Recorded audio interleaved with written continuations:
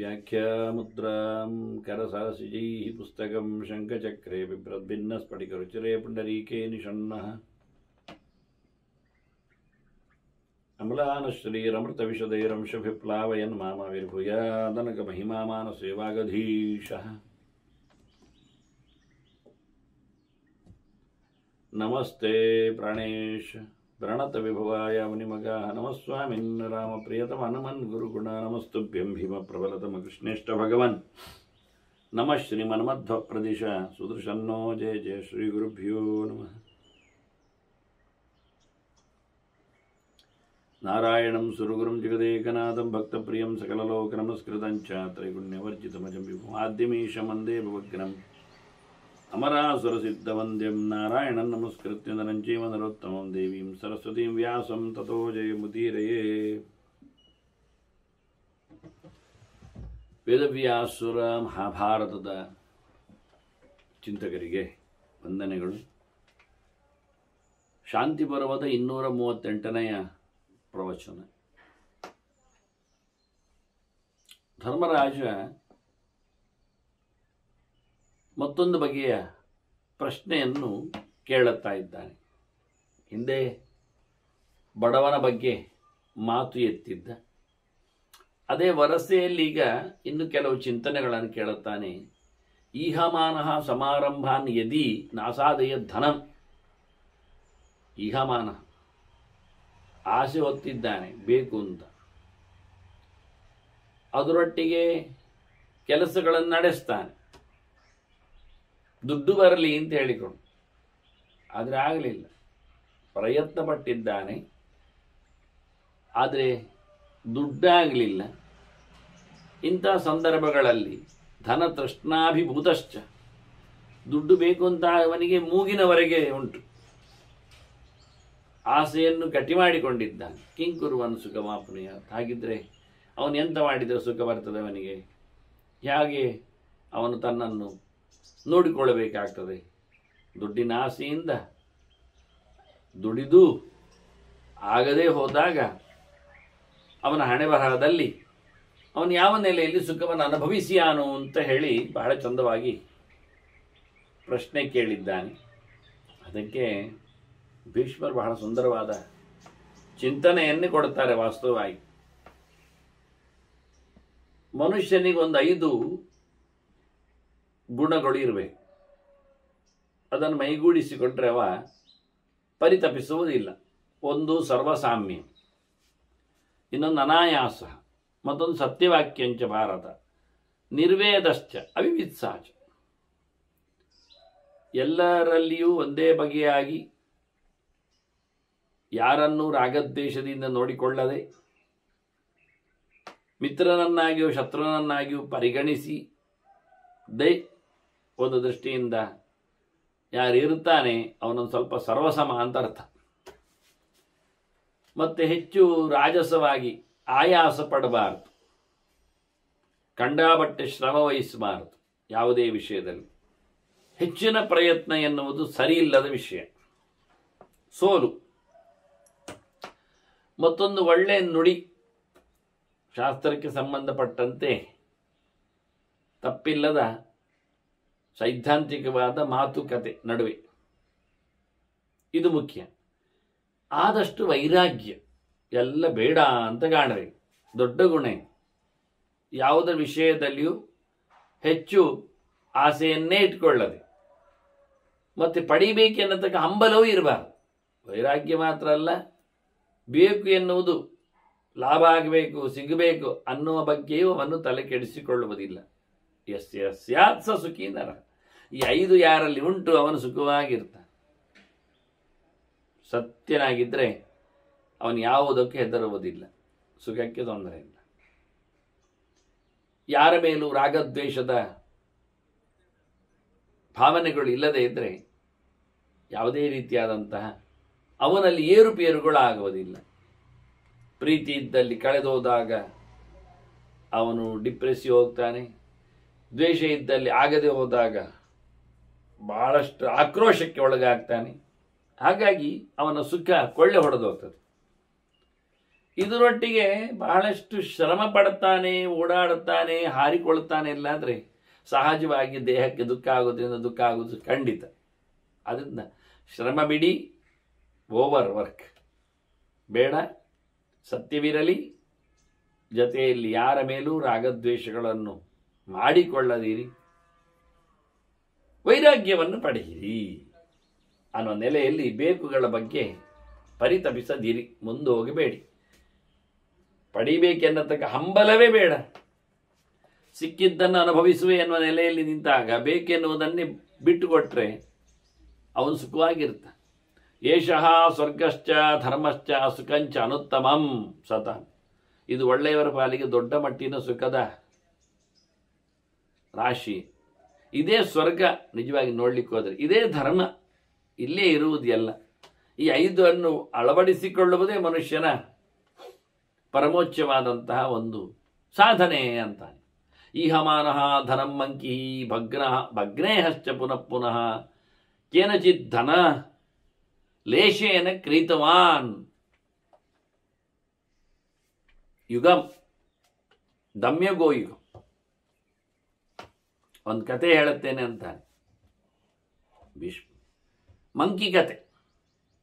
ಅದು English monkey ಅಲ್ಲ, ಅವನ ಹೆಸರೇ ಹಾಗೆ ಮಂಕಿ ಅಂತ. ಒಳ್ಳೆ ರೀತಿಯಾದ ಜ್ಞಾನದ ಸುಖವನ್ನು ಅನುಭವಿಸಿದವನು ಅಂತ ಅರ್ಥ ಒಂದು ದೃಷ್ಟಿಯಿಂದ.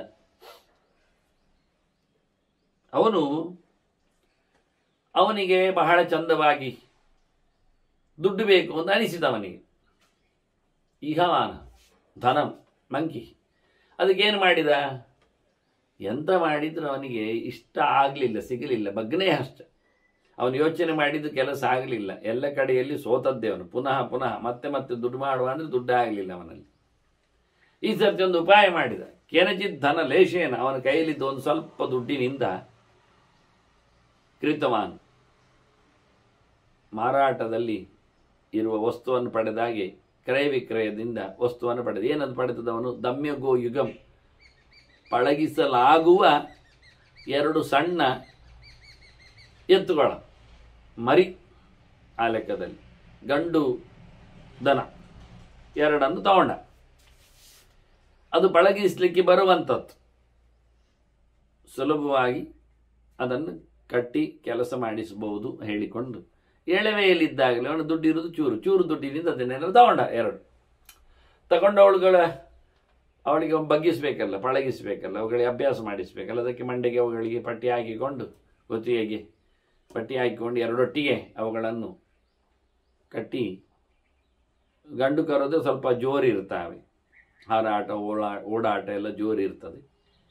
ಅವುಗಳನ್ನು ಚೆನ್ನಾಗಿ ಮೇಲಕ್ಕೆ ಮಂಡೆಯಲ್ಲಿ ಪಟ್ಟಿ ಹಾಕಿ ಮರದ ತುಂಡು ಹಾಕಿ 2 ಒಟ್ಟಿಗೆ ಸೇರಿ ಕಟ್ಟಿಸಿ ಅವುಗಳನ್ನು ತಪ್ಪಿಸಿಕೊಳ್ಬಾರದು. ಮತ್ತು ಅವುಗಳನ್ನು ಪಳಗಿಸಬೇಕು. ಹೋಗ್ಲಿಕ್ಕೆ ಬರಲಿಕ್ಕೆ ಹೇಳಿಕೊಡ್ಬೇಕು, ನಿಲ್ಲಿಸಬೇಕು, ಹತ್ತಿರ ಕರಿಬೇಕು, ಎಲ್ಲ ಮಾಡಲಿಕ್ಕೆ ಶುರು ಮಾಡಿದವ ಅದನ್ನು ಬಗ್ಗಿಸ್ಲಿಕ್ಕೆ ಅಂತ. ಆದರೆ ಏನಾಯ್ತು, ಒಮ್ಮೆ ಅವನು ಬಗ್ಗಿಸ್ಲಿಕ್ಕೆ ಅಂತ ಹಾಗೆ ಶುರು ಮಾಡುವಾಗಲೇ, ಇನ್ನೂ ಅದಾಗಲಿಲ್ಲ, ಶುರು ಮಾಡುವಾಗಲೇ ಅವನ ದಾರಿಯಲ್ಲಿ ಒಂದು ಒಂಟೆ ಕೂತಿತ್ತು. ಇದೆರಡು ಅಲ್ಲಿ ಹೋಗ್ಲಿಕ್ಕೆ ಹೋಗಿ ಆ ಒಂಟೆಗೂ ಹೆದರಿಕೆ ಆಯಿತು ಕಾಣ್ತದೆ.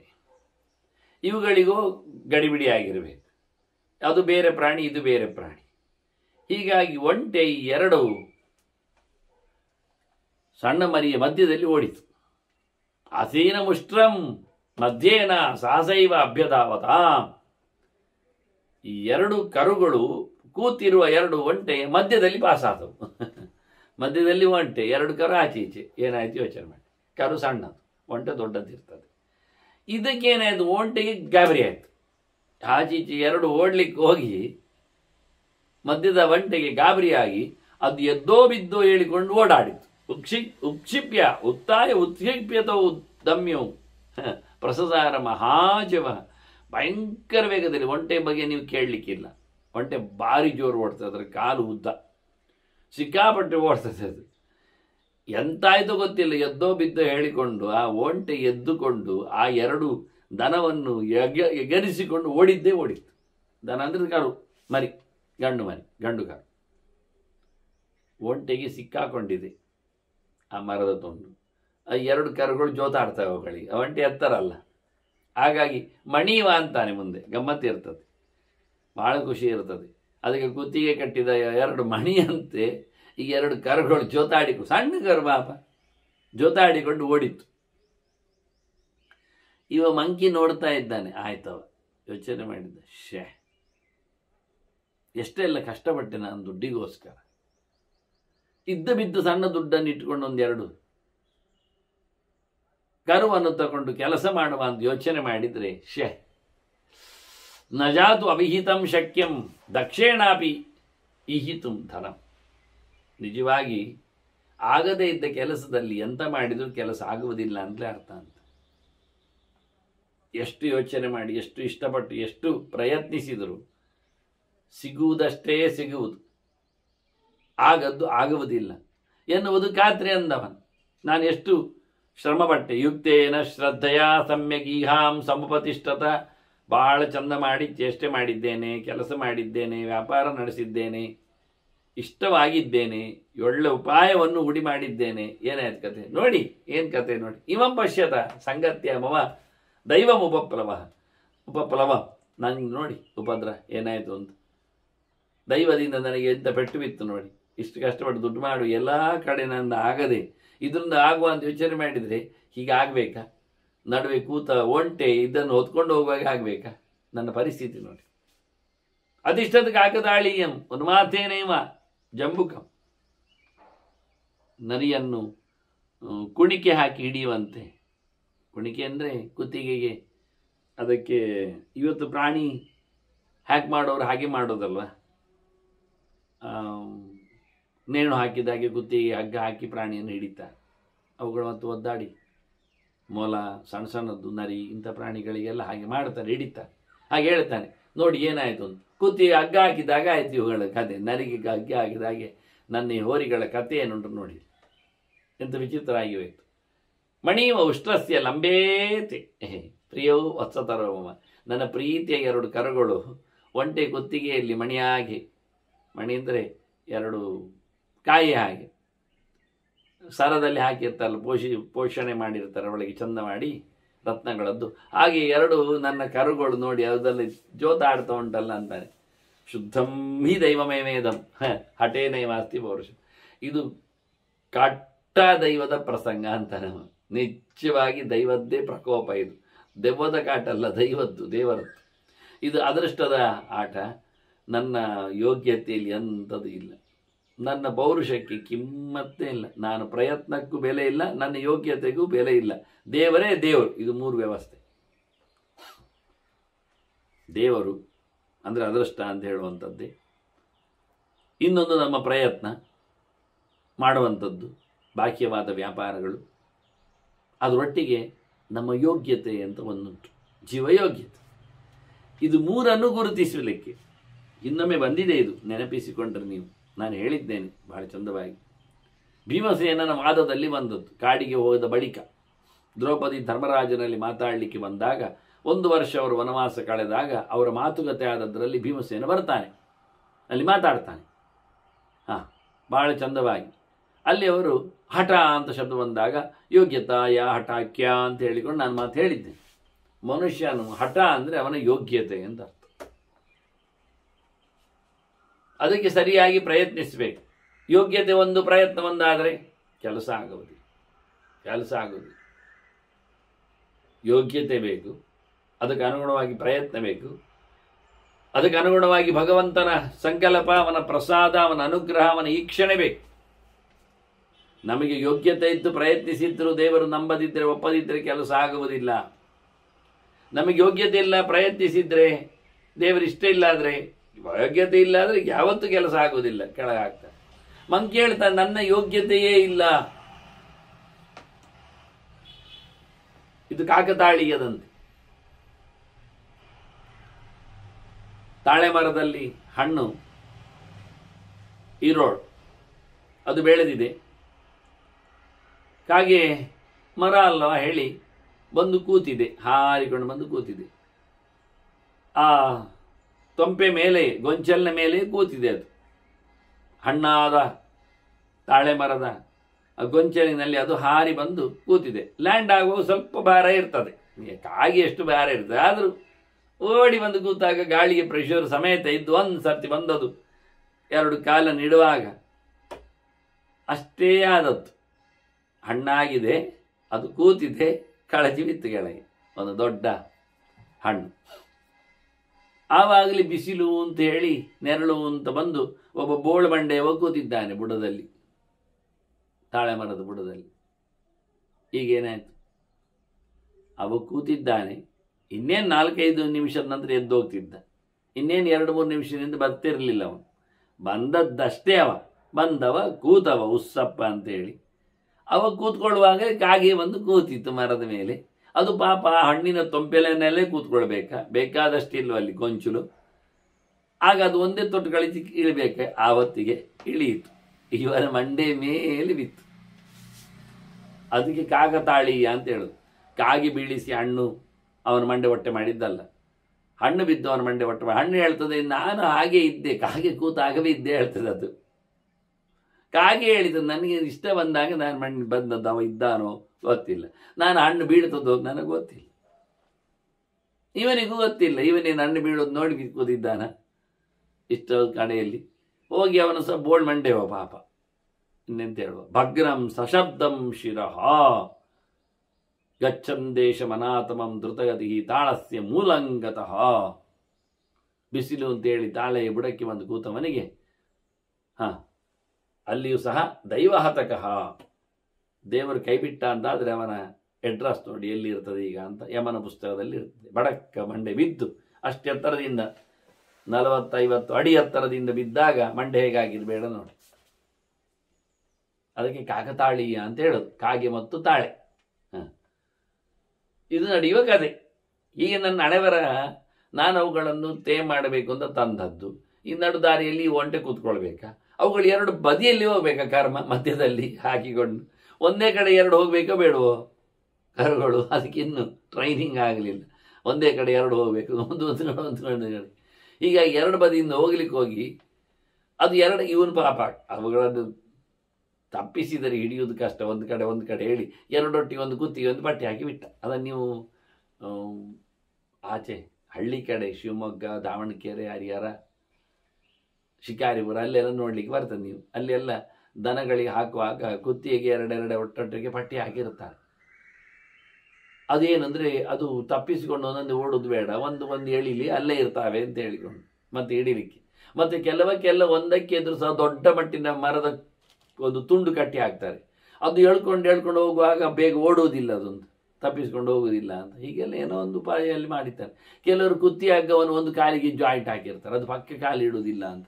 ಹೀಗೆ ಮಾಡಿಕೊಂಡು ಮೆಲ್ಲಕ್ಕೆ ಹೋಗ್ತದೆ. ಏನೋ ಇಂಥ ಸುಮಾರು ಉಪಾಯ ಎಲ್ಲ ಮಾಡಿರ್ತಾರೆ. ಹಾಗೆ ಇವನು ಸಹ ಪಾಪ ಅವುಗಳನ್ನು ಬಗ್ಗಿಸ್ಬೇಕು, ಎಲ್ಲೇ ಓಡಿ ಹೋದ್ರೆ ಮತ್ತೆ ಹಿಡಿದ್ಯಾರ ಅವರು ಅಂತ ಹೇಳಿಕೊಂಡು 2 ಒಟ್ಟಿಗೆ ತೊಲೆ ಹಾಕಿ ಕಟ್ಟಿಬಿಟ್ಟಿದ್ದಾನೆ. ಈಗ ಅದೇ ಗ್ರಾಚಾರಕ್ಕೆ ಸರಿಯಾಗಿ ಒಂಟೆಯ ಕುತ್ತಿಗೆಯಲ್ಲಿ ಅದು 2 ಕಡೆಯಲ್ಲಿ ಇಳಿದು ಬಂದಾಗಿದೆ. ಒಂಟೆ ಓಡಿ ಆಗಿದೆ, ಇನ್ನು ಹಿಡಿದಂಥದ್ದು ಕರ್ಮ. ಒಂಟೆ ಸಿಗುವುದಿಲ್ಲ, ಇನ್ನು ಎಲ್ಲಿ ಬೀಳ್ತಾವೋ ಕರುಗಳು, ಏನಾಗ್ತಾವೋ ಯಾರಿಗೊತ್ತು. ಮಂಕಿ ಅಂದು ಮಾತಾಡಲಿಲ್ಲ. ಮಂಕಿ ಹೇಳಿದ ನನಗಂತೂ ಮಂಡೆ ಸಮ ಇಲ್ಲ, ಯಾಕೆ ದೇವರು ನನಗೆ ಅನುಕೂಲ ಕೊಡಲಿಲ್ಲ ಅಂತ. ನಾನು ಮಾಡಿದ ಪ್ರಯತ್ನ ವ್ಯರ್ಥ, ಯೋಗ್ಯತೆ ಇಲ್ಲ ಅಂತ ಅನಿಸ್ತದೆ, ದೇವರೇನು ಮಾಡುವುದಿಲ್ಲ ಈಗ. ಈ 3 ಒಟ್ಟಿದ್ದಾಗ ಮಾತ್ರ ಕೆಲಸ ಆಗುವುದು ಅಂತ ಹೇಳಿ ಬಹಳ ದೊಡ್ಡ ಮಟ್ಟಿನ ವಾದವನ್ನು ಭೀಮಸೇನ ಕೊಟ್ಟಿದ್ದೆ ಹಿಂದೆ. ಇಲ್ಲಿ ಹಾಗೆ ಆಯಿತು. ಇದು ದೇವದ್ದೇ ಪ್ರಕೋಪ ಅಂತ ಹೇಳಿಕೊಂಡ. ಯದಿವಾ ಪಿಪವದ್ಯೇತ ಪೌರುಷಂ ನಾಮ ಕರ್ಹಿ ಚೇತ್. ಎಲ್ಲಿಯಾದರೂ ಒಂದೊಮ್ಮೆ ಯಾರದ್ದಾದರೂ ಪೌರುಷದ್ದೇ ಕೆಲಸ ಮಾಡಿದ್ದೆ ಅಂತ ಬೊಗಳಿಕೊಂಡ್ರೆ, ಹೇಳಿಕೊಂಡು ಹೋದರೆ ಖಂಡಿತ ನಾನು ಪ್ರಯತ್ನ ಪಟ್ಟೆ ಕೆಲಸ ಆಯ್ತು ಹೇಳಿದರೆ, ಇಲ್ಲವ ಅದಾಗಲಿಲ್ಲ ಅಂತಾನೆ. ಅನ್ವಿಷ್ಯಮಾಣಂತ ತದಪಿ ದೈವಮೇವ ಅವತಿಷ್ಠತೆ. ನೋಡ್ಲಿಕ್ಕೆ ಹೋದರೆ ಅದು ದೈವವೇ, ನಮ್ಮ ಕೆಲಸದಿಂದ ಆದದ್ದಲ್ಲ, ಆಗೋದಿಲ್ಲ.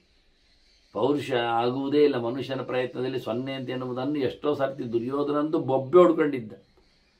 ದೈವಮೇವ ಪರಮನ್ಯ ಪೌರುಷ ಅಂತ ನಿರರ್ಥಕಮಂತಾನೆ. ಎಷ್ಟು ಮಾಡಿದೆವು, ಬೆಂಕಿ ಕೊಟ್ಟು ನೋಡಿದೆವು, ವಿಷ ಹಾಕಿದೆವು, ವಿಷದ ಹಾವುಗಳನ್ನು ಬಿಟ್ಟೆವು, ನೀರಿನೊಳಗೆ ಮುಳುಗಿಸಿ ಬಿಟ್ಟೆವು, ಬಿದ್ದಲ್ಲಿ ಮೇಲೆ ಬರುವುದು ಬೇಡ ಅಂತ ಮೊಳೆ ನೆಟ್ಟಾಯ್ತು. ಮೊಳೆ ಅಂದರೆ ಈಟಿ, ಶೂಲ. ಪ್ರಾದೇಶಾಭ್ಯಂತರೇ ಜೈವ ಅಂತಾನೆ. ಗಂಗಾ ನದಿಯ ಒಳಗೆ ಭೀಮಸೇನ ಎಷ್ಟು ಜೋರಿದ್ದಾನೆ ಅಂದರೆ, ಗೇಣು ಜಾಗದ ಬಿಡದಂತೆ ಶೂಲವನ್ನು ನೆಟ್ಟಿದೆ. ಶೂಲಾನ್ಯಪ್ಸು ನಿಖಾಯಾಶು. ನೀರಿನಲ್ಲಿ ಶೂಲಗಳನ್ನು, ಶೂಲ ಅಂದರೆ ಗೊತ್ತುಂಟಲ್ಲ, ಈಟಿ, ಚೂಪಾದ ಒಂದು ದೊಡ್ಡ ಕಬ್ಬಿಣದ ಸಲಾಕಿ ಎತ್ತಿ ಎಸೆದು ಹೋರಾಟದಲ್ಲಿ ಬಿಸಾಡಿದರೆ ಅವನು ಎದೆಗೆ ನಟ್ಟಿದರೆ ಅದು ಬೆನ್ನಲ್ಲಿ ಬರ್ತದೆ ಹಿಂಬದಿಯಿಂದ, ಸತೋದ ಮುಗಿಯಿತು, ಮೈಯಲ್ಲಿ ನಟ್ಟಿಕೊಳ್ತದೆ. ಶೂಲಪ್ರೋತ ಅಂತ ಹೆಸರು. ಅದು ನರಕದಲ್ಲಿ ದೊಡ್ಡ ಒಂದು ಯಾತ್ರೆ ಇದ್ದಾಗೆ ಶೂಲಪ್ರೋತ ಅಂತ. ಇಲ್ಲಿ ಅನ್ಯಾಯ ಮಾಡಿದವನಲ್ಲಿ ಎತ್ತಿ ಬಿಸಾಡಿ ಶೂಲಕ್ಕೆ ಹಾಕಿಬಿಡುತ್ತಾನೆ. ಯಾವ ಎಲ್ಲಿ ಬಿಸಾಡಿದ್ರು ಎಲ್ಲಿ ಬಿದ್ದರೂ ಶೂಲವೇ ಅಲ್ಲಿ, ಅದು ಇಡೀ ದೊಡ್ಡ ಕಾಡೆ ಅಂತದ್ದು. ಹಾಗೆ ಇವ ದುರ್ಯೋಧನ ನೀರಿನ ಒಳಗೆ ಶೂಲಗಳನ್ನು ಬೇಕಾದಷ್ಟು ನೆಟ್ಟಿಟ್ಟು ಅದನ್ನು ಹೂತಿಟ್ಟು ಗಟ್ಟಿ ಮಾಡಿ, ಅದೆಂತ ಪ್ರಾದೇಶಾಭ್ಯಂತರಾಣಿಚ, ಗೇಣಿಗೊಂದರಂತೆ. ಒಂದು ಮನುಷ್ಯ ಬಿಸಾಡಿದ್ರೆ ಅವನ ಮೇಲೆ ಎಲ್ಲಿಯಾದ್ರೂ ಅವನಿಗೊಂದು 10 ತಾಗಲೇಬೇಕು. ಒಬ್ಬ ಏನಾದರೂ 10 ಗೇಣಿಗಿಂತ ದೊಡ್ಡದಿಲ್ವಾ ಮನುಷ್ಯ? ಒಂದು ತಪ್ಪಿಸಲಿಕ್ಕೆ ಸಾಧ್ಯವೇ ಇಲ್ಲ ಹೇಳಿಕೊಂಡು ಆ ನಮೂನೆ ಮಾಡಿದವ ಗಂಗೆಯಲ್ಲಿ ಆನಂತರ ಈಜುವುದೋ ಮತ್ತೊಂದು ಆಟವೋ ಎಲ್ಲ ಆಗಿ ನಿದ್ದೆ ಬಂದದ್ದೆಲ್ಲ ಆಯಾಸ ಆಗಿ ಅಲ್ಲೇ ಮಲಗಿಸಿ, ಮತ್ತೆ ತಾನು ಮಲಗಿ ಎಲ್ಲ ತಾನು ಎಚ್ಚರೆದ್ದು ಭೀಮಸೇನನನ್ನು ಹಗ್ಗದಲ್ಲಿ ಕಟ್ಟಿ ಎಲ್ಲಿ ಬಿಡಿಸಿಕೊಂಡ್ರೆ ಅಂತ ಹಗ್ಗದಲ್ಲಿ ಕಟ್ಟಿ ನಿದ್ದೆ ಮಾಡಿದ್ದಾನೆಂದ ಮಂಡೆ ಸಮ ಇಲ್ಲಿ ಅವುಗಳಿಗೆ. ಭೀಮಸೇನವನ್ನು ನಿದ್ದೆ ಮಾಡುದುಂಟ, ಅವನು ಗಮ್ಮತ್ತು ನಾಟಕ ಮಾಡಿದ್ದ ನಿದ್ದೆ ಮಾಡಿದಾಗಿ, ಗೋರೆ ಕೊಡದಾಗಿ. ಇವರೆಲ್ಲ ಗಟ್ಟಿಯಾಗಿ ಅವನನ್ನು ಕಟ್ಟಿ ಚೆನ್ನಾಗಿ ಅವರೇನು ಶೂಲ ನೆಟ್ಟಿದ್ದಾರೆ ಅಂತ ಮಾಡಿದ್ದಾರೆ ಅಲ್ಲಿಗೆ ಅವನನ್ನು ಹೊತ್ಕೊಂಡೋಗಿ ಹಾಕಿದರು. ಪುಣ್ಯಕ್ಕೇನಾಗಿದೆ, ಭೀಮಸೇನ ಬೀಳುವಲ್ಲಿ ಇಲ್ಲ ಒಂದು ಶೂಲ ಸಹ, ಆಯ್ತಾ? ಅವ್ರು ನೆಟ್ಟದ್ದೆಲ್ಲಿಯೋ ಯಾರೋ ಕೆಲಸದ ಊತು ಬಂದಿದ್ದಾನೆ, ಎಲ್ಲಿಯೋ ಪಾಯಿಂಟ್ ಮಾಡಿದ್ದಾನೆ, ಇಂಥ ಕಡೆ ಹಾಕಿದ್ದೇನೆ ಅಂತ ಅವರನ್ನು ತಿಳ್ಕೊಂಡಿದ್ದಾರೆ. ಮತ್ತೆ ನೋಡೋದು ಜಾಗ ತಪ್ಪಿದೆ ಅಂತ ಇವನು ಅಡಿ ಹೋಗಿದ್ದಾನೆ, ಸೀದಾ ನಾಗಲೋಕಕ್ಕೆ ಹೋಗಿದ್ದಾನೆ. ಬಿಡಿ, ಅದು ವಿಷಯ ಬೇರೆ ಕೆಲಸ. ಅಂದರೆ ಮನುಷ್ಯ ಏನೆಲ್ಲ ಮಾಡುತ್ತಾನೆ, ಅದು ಹೇಳಿದವ, ನಾನು ಇಷ್ಟೆಲ್ಲ ಮಾಡಿದೆ ಅಂತ ದುರ್ಯೋಧನ. ಎಲ್ಲ ಮಾಡಿದೆ, ಮನೆ ಮಂದಿ ಹಾಳು ಮಾಡಲಿಕ್ಕೆ ನೋಡಿದೆ, ಊರಿಂದ ಓಡಿಸಿದೆ, ಪಾಪ್ಯುಲಾರಿಟಿ ಬರಬಾರ್ದು ಅಂತ ಟ್ರಿಕ್ಸ್ ಮಾಡಿದೆ, ಬೆಂಕಿ ಹಾಕಿದೆ, ಸಾಯಿಸಲಿಕ್ಕೆ ಜನರನ್ನೆಲ್ಲ ಕಳಿಸಿದೆ. ಎಂತ ಮಾಡಿದ್ರು ಪಾಂಡವರು ಸಾಯಲಿಲ್ಲ ಅಂತ.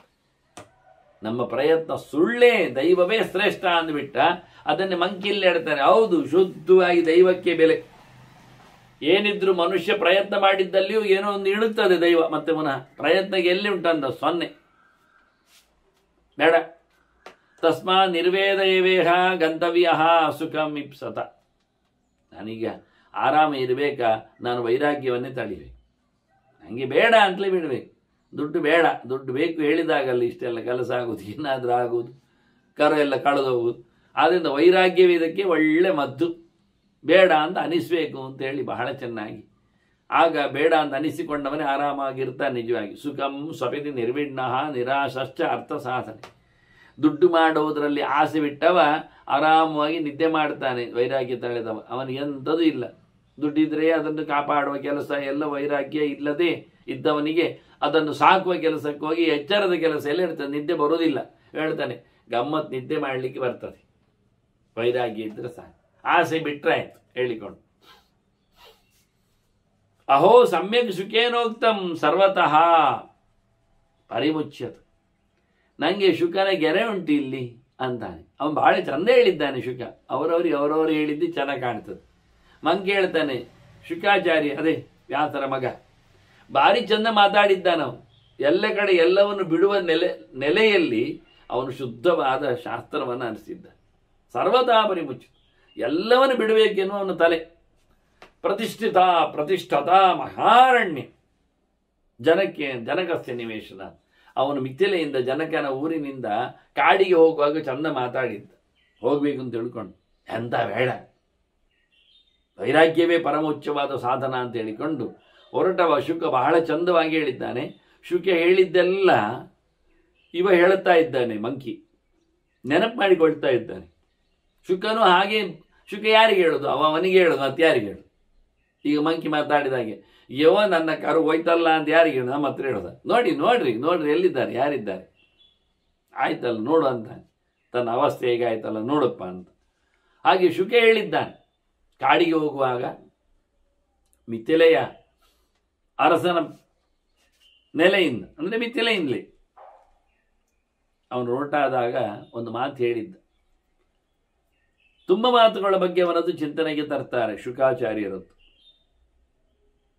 ಅವನ ಮನಸ್ಸಿಗೆ ಹೇಳಿಕೊಂಡ ನಿರ್ವೇದದ ನೆಲೆಯಲ್ಲಿ ಮಾತಾಡಿಕೊಂಡ, ವೈರಾಗ್ಯವನ್ನು ಒಪ್ಪಿಕೊಂಡ, ದುಡ್ಡನ್ನು ದೂರ ಮಾಡಿಕೊಂಡ ಕತೆ ಚಿಂತನೆಯಲ್ಲಿ ಬರುವಂಥದ್ದು. ಪ್ರಾಪಣಾತ್ ಸರ್ವಕಾಮಾನಾಂ ಪರಿತ್ಯಾಗ ವಿಶಿಷ್ಯತೆ. ಶುಕ ಹೇಳುತ್ತಾನೆ, ಎಲ್ಲ ಬಯಕೆಗಳನ್ನು ಪಡೆದುಕೊಳ್ಳುವುದಕ್ಕಿಂತ ಎಲ್ಲವನ್ನು ಬಿಟ್ಟಿರುವುದು ಭಾರಿ ಚಂದ ಅಂತ. ಪರಿತ್ಯಾಗವ ಪ್ರಾಪಣಮ ಅಂತ ಶಬ್ದ. ಪಡೆಯುವುದು ಬಿಡುವುದು ಅಂತ ಯೋಚನೆ. ಎಲ್ಲವನ್ನು ಪಡೆಯುವುದಕ್ಕಿಂತ ಎಲ್ಲವನ್ನು ಬಿಟ್ಟಿರುವುದು ಭಾರಿ ಚಂದ ಆಗ್ತದೆ ಅಂತ. ಯಾವುದರ ಉಪಟಳವೂ ಇಲ್ಲ ನಮಗೆ. ಆಗ ಶುದ್ಧವಾದ ಸುಖವನ್ನು ಅನುಭವಿಸ್ಲಿಕ್ಕೆ ಆಗ್ತದೆ ಹೇಳ್ತಾನೆ. ನಾಂತಂ ಸರ್ವ ವಿವಿತ್ಸಾನಾಂ ಗತಪೂರ್ವೋಸ್ತಿ ಕಶ್ಚನ. ಯಾರಾದರೂ ಹಿಂದೆ ಬೇಕು ಅಂತ ಹೇಳಿಕೊಂಡವರು ಪೂರ ಬೇಕುಗಳನ್ನು ತಿಂದದ್ದುಂಟಾ? ಪಡಿಬೇಕು ಅಂತ ಹೊರಟವರು ಎಲ್ಲ ಪಡೆದದ್ದುಂಟಾ? ಈ ಹಿಂದೆ ಯಾರಾದರೂ ಇಂಥದ್ದೊಂದು ಇತಿಹಾಸ ಉಂಟಾ ನಮಗೆ? ಯಾರೂ ಎಲ್ಲವನ್ನು ಪಡೆದ ಇತಿಹಾಸವೇ ಇಲ್ಲ, ಹಿಂದಿನವರಲ್ಲಿ ಇಲ್ಲ ವಾಸ್ತವವಾಗಿ. ಶರೀರೇ ಜೀವಿತೇ ಚೈವ ತೃಷ್ಣಾ ಮರ್ತ್ಯಸ್ಯ ವರ್ಧತೆ.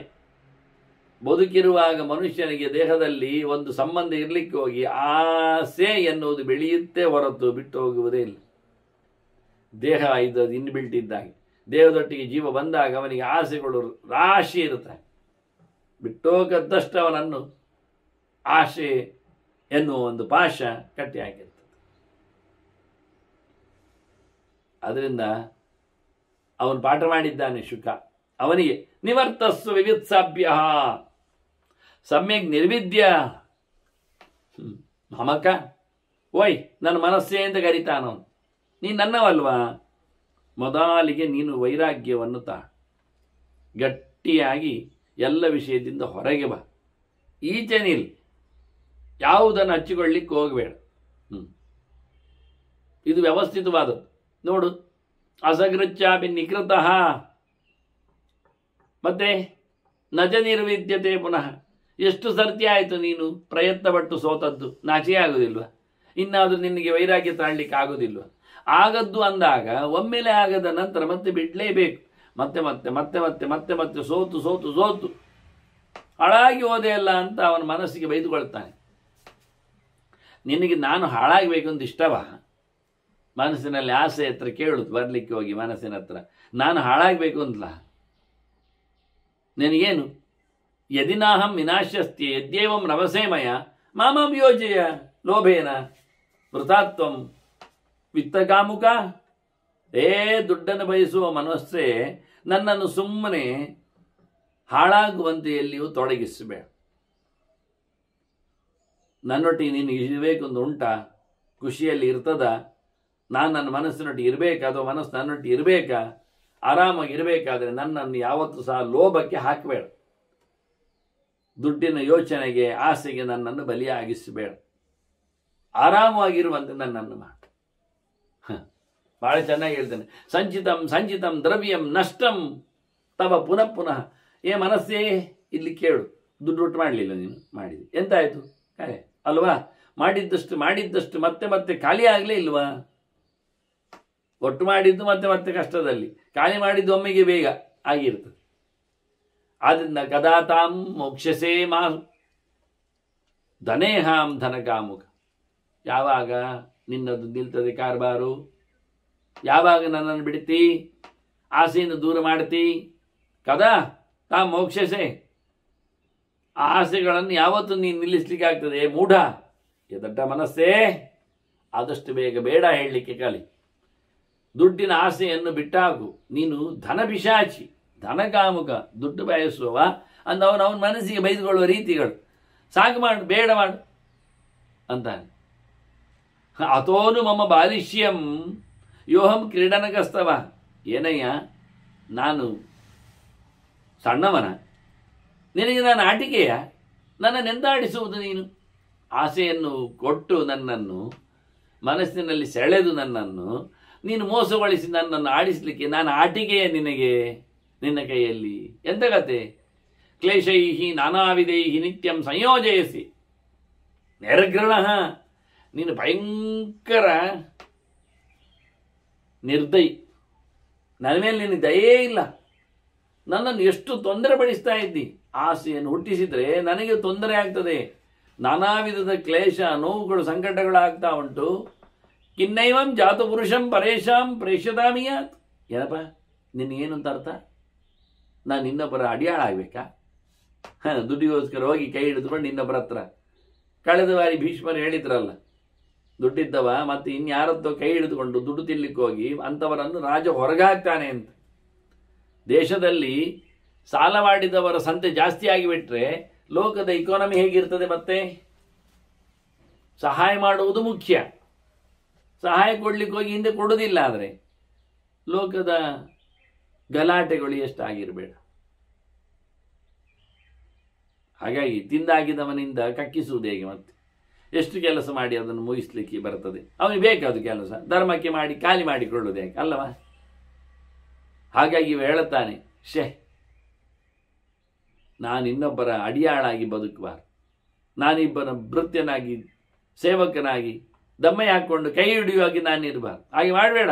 ನ ಪೂರ್ವೇ ನಾಪರೇ ಜಾತು ಕಾಮಾನಾಮಂತ ಮಾಪುರ್ಮನ್. ಯಾರಾದ್ರೂ ಹಿಂದಿನವರಾದ್ರೆ ಮುಂದಿನವರಾದ್ರೆ ಹಿಂದಿನವರಾದ್ರೆ ಯಾರಾದರೂ ಒಂದು ತಿಂದು ತಿಂದು ಸಾಕು ಒಂದು ನಿಂತದ್ದುಂಟ, ಕಾಮನೆಗಳನ್ನು ಅನುಭವಿಸಿ ಪಡೆದು ಸಾಕು ಹೇಳಿದ್ದುಂಟ, ಬಯಕೆಗಳ ಕಡೆ ಕಂಡದ್ದುಂಟ ಯಾರಾದರೂ?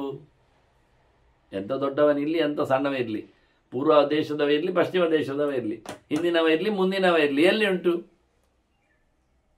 ಆದ್ರಿಂದ ತ್ಯಕ್ವಾ ಸರ್ವ ಸಮಾರಂಭಾನ್ ಪ್ರತಿಬುದ್ಧೋಸ್ಮಿ ಜಾಗ್ರಮಿ. ಈಗ ನಾನು ಒಳ್ಳೆ ಎಚ್ಚರ ಆಗಿದೆ, ಜಾಗ್ರತೆ ಮಾಡ್ತಾ ಇದ್ದೇನೆ. ಈಗ ನಾನು ಯಾವುದು ಬೇಕುಗಳನ್ನು ಬಯಸುವುದೇ ಇಲ್ಲ, ಎಂತ ಶುರು ಮಾಡುವುದೇ ಇಲ್ಲ. ಶುರು ಮಾಡಿದರೆ ದುಡ್ಡು ಬೇಕಾಗುತ್ತೆ, ಎಂಥದಿಲ್ಲ. No commitments. ಮಾಡಿದರೆ ಅಲ್ವಾ, ಎಲ್ಲ ಬಿಟ್ಟಿದ್ದೆ, ಏನಿಲ್ಲ. ಈಗ ನನಗೆ ಎಚ್ಚರ ಆಗಿದೆ, ಸಮ ಗೊತ್ತಾಗಿದೆ ಪೆಟ್ಟು ತಿಂದು ಅಂತ. ನೂನಮ್ಮೆ ಹೃದಯ ಕಾಮ ವಜ್ರಸಾರಮಯ ದೃಢಂ. ನನ್ನ ಹೃದಯ ಈಗ ಭಾರಿ ಗಟ್ಟಿಯಾಗಿದೆ, ಖಂಡಿತವಾಗಿ ಬಹಳ ಗಟ್ಟಿ. ಎಷ್ಟು ಗಟ್ಟಿ ಕೇಳಿದ್ರೆ ವಜ್ರಾಯುಧಕ್ಕಿಂತ ಮಿಗಿಲಾಗಿದೆ. ಹಾಗೆ ಕೇಳಿದರೆ ನೋಡಿ ಏನು ಗಮ್ಮತ್ತು ನಂದು ವ್ಯವಸ್ಥೆ. ಯದನರ್ಥ ಶತಾವಿಷ್ಟಂ ಶತದಾನ ವಿಧೀರ್ಯತೆ. ಯದು ಅನರ್ಥ ಶತಾವಿಷ್ಟಂ. ಅನರ್ಥ 100 ಗಟ್ಟಲೆ ನನ್ನ ಮೇಲೆ ಉಂಟು.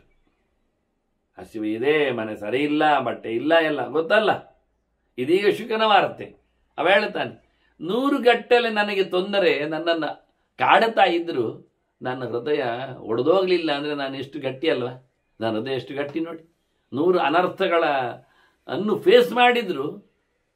ಇದನ್ನು ದ್ರೋಣ ಹೇಳಿದ್ದನ್ನು ನಾವು ಕೇಳಿರ್ಬೇಕು,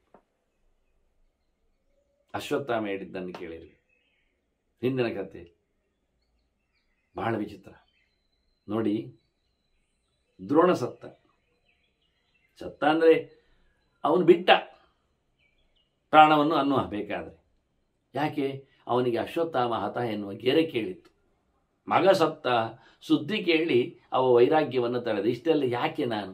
ಆದರೆ ಅದಕ್ಕಿಂತ ಮೊದಲು ಭೀಮಸೇನ ಭಾರಿ ಮಾತಾಡಿದ್ದ ಅವನಿಗೆ, ದ್ರೋಣನಿಗೆ. ಎಂಥ ಕರ್ಮಕ್ಕೆ ಹೋರಾಡ್ತೀಯ ಹೆಸಿಗೆ ಹೇಳಿಕೊಂಡು. ಗುರುಗಳಿಗೂ ಭಯಂಕರ ಸುಮಾರು ಸತ್ತಿ ಬ್ಯಾಟಲ್ ಫೀಲ್ಡಲ್ಲಿ ಭೀಮ ತಾಗಿದ್ದಾನೆ ದ್ರೋಣನಿಗೆ. ಅವನು ಹೋಗೋ ದಿನದಲ್ಲಿ, ಇದು 15ನೇ ದಿವಸ, ಇದು ಹಿಂದಿನ ದಿವಸ ಎಲ್ಲ ಇತ್ತು, ಹಿಂದೆ 10 ದಿವಸ ಭೀಷ್ಮರ ಹೋರಾಟದಲ್ಲಿ ಇತ್ತು ಅವನಿಗೆ ಅಲ್ಲ. ಅದಕ್ಕೆ ನಂತರದಲ್ಲಿ ಸುಮಾರು ಸತ್ಯ ಆಗಿದೆ. ಇರಲಿ. ದ್ರೋಣ ನಿರಾಶನಾಗಿ ಸತ್ತ. ಮಗನ ಸತ್ತ ಸುದ್ದಿಯನ್ನು ತಲೆಯೊಳಗೆ ಇಟ್ಟುಕೊಂಡು ಸತ್ತ. ದ್ರೋಣ ಹೋದರ ಕತೆ ಅಶ್ವತ್ಥಾಮನ ಹತ್ತಿ ಅನ್ನತಕ್ಕಂತಹ ಒಂದು ಗೆರೆ. ಇರಲಿ. ಅಶ್ವತ್ಥಾಮ ಮತ್ತೆ ಬಂದ. ದ್ರೋಣ ಹೋಗಿ ಆಗಿತ್ತಲ್ಲ, ಗೊತ್ತಾಯ್ತಲ್ಲ.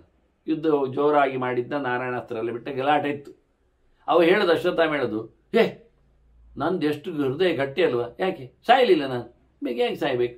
ಅಲ್ಲ ನೋಡು, ನನ್ನ ಅಪ್ಪ ಅಶ್ವತ್ಥಾಮ ಹತ ಕೇಳಿ ಸತ್ತ, ನಾನು ದ್ರೋಣ ಸತ್ತದ್ದು ನೋಡಿ ಸಾಯ್ತಾ ಇಲ್ಲಲ್ಲ ಅಂದ. ನೋಡಿ, ಮಗನಿಗೆ ಪೆಟ್ಟು ಬಿತ್ತು ಅಂತ ಕೇಳಿ ಅಪ್ಪ ಡಿಪ್ರೆಸಿವ್ ಹೋದ. ಮಗ ಅಪ್ಪ ಸತ್ತದ್ದು ಕಂಡು ಸಹ ಗಮ್ಮತ್ತಲ್ಲಿದ್ದ. ನೋಡಿ ಎಷ್ಟು ಡಿಫರೆನ್ಸ್. ಅವ ಹೇಳ್ತಾನೆ, ನಾನು ಎಷ್ಟು ಗಟ್ಟಿ ಇವ ಹಾಗೆ ಹೇಳ್ತಾನೆ, ನನ್ನ ಹೃದಯ ಎಷ್ಟು ಗಟ್ಟಿ ಅಲ್ಲ ಮಹಾರಾಯ. 100 ಗಟ್ಟಲೆ ನನಗೆ ಅನರ್ಥಗಳು ತೊಂದರೆಗಳು ಬಿದ್ದರೂ ನಾನು ಸಾಯ್ತಾ ಇಲ್ಲ ನೋಡು.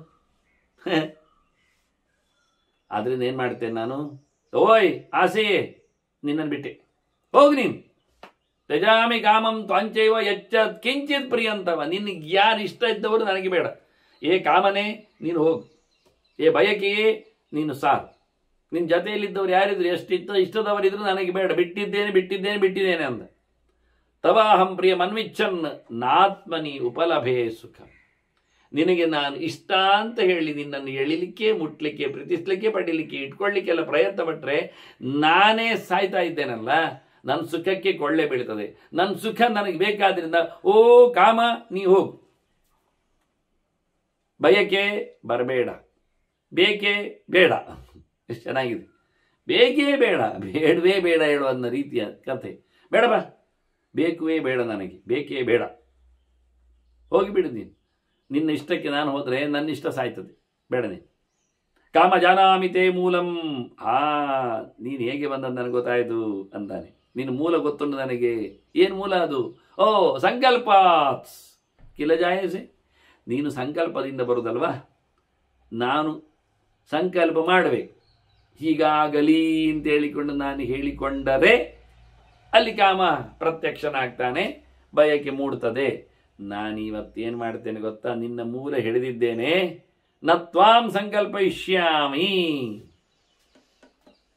ಆದ್ರಿಂದ ಏನಾಗ್ತದೆ? ಸಮೂಲೋ ನ ಭವಿಷ್ಯಸಿ. ನಾನು ಇನ್ನು ಮುಂದೆ ಏನು ಸಂಕಲ್ಪ ಮಾಡುವುದಿಲ್ಲ. ಹಾಗಾಗಲಿ, ಹೀಗೆ ಬೇಕು, ಅದು ಸಿಗಲಿ, ಅದಿರಲಿ ಎನ್ನುವುದಕ್ಕೆ ಯಾವ ಯೋಚನೆಗಳನ್ನು ನಾನು ತರುವುದಿಲ್ಲ. ನಾನು ಸಂಕಲ್ಪವನ್ನು ಬಿಟ್ಟೆ. ಆದ್ರಿಂದ ಮೂಲ ಇಲ್ಲದೆ ನೀನು ಹೇಗಿರ್ತೀಯ? ಏ ಕಾಮ, ನೀನಿಲ್ಲ ಆಗ್ತೀವಿ ನೋಡು. ನಾನು ಮೂಲವನ್ನೇ ಕತ್ತರಿಸಿದೆ, ಬೇರು ಇಲ್ಲದೆ ಮರ ಇರುವುದು ಹೇಗೆ? ಈ ಕಾಮನೆಯ ವೃಕ್ಷ ನನ್ನನ್ನು ಇನ್ನು ಕಾಡುವುದಿಲ್ಲ. ನಾನು ಬಿಟ್ಟಿದ್ದೇನೆ ಅಂತ ಹೇಳಿ ಬಹಳ ಅದ್ಧೂರಿಯಾಗಿ, ಬಹಳ ಚಂದವಾಗಿ ಮಾತನ್ನು ಉಲ್ಲೇಖ ಮಾಡಿದ್ದಾನೆ ಮಂಕಿ.